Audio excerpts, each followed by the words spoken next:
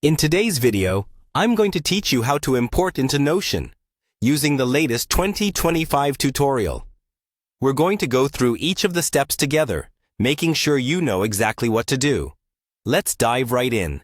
First, we're going to navigate to our connected workspace. This is where you'll be able to organize your information for wikis, documents, and projects, all within Notion. If you're new to this platform, it might seem a bit overwhelming. But don't worry, we'll guide you through it. Once you're at your connected workspace, next, you'll click on Log In. Make sure you have your credentials handy.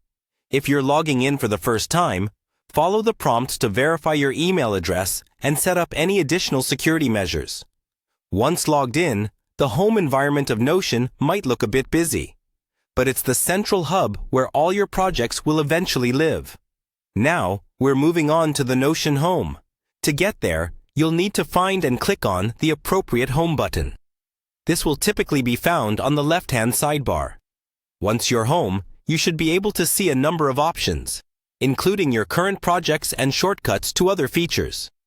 Take a moment to familiarize yourself with this layout if it's your first time here. Next, look for the Settings button and give it a click.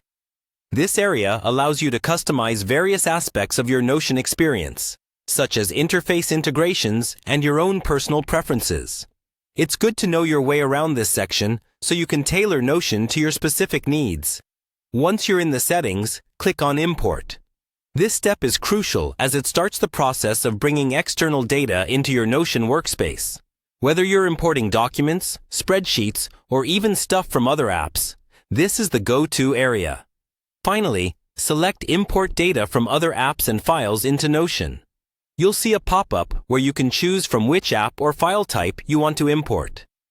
Make sure you know the file type you're working with or which app your data originates from, so you can choose correctly. Once selected, follow any additional prompts to complete the import process. And there you have it, a step-by-step guide on how to import into Notion using the 2025 method. Take your time with these steps, and soon you'll have a Notion workspace filled with imported data ready for you to organize and use. If you encounter any issues, double-check each step and ensure everything is properly aligned. Thanks for watching, and happy organizing on Notion.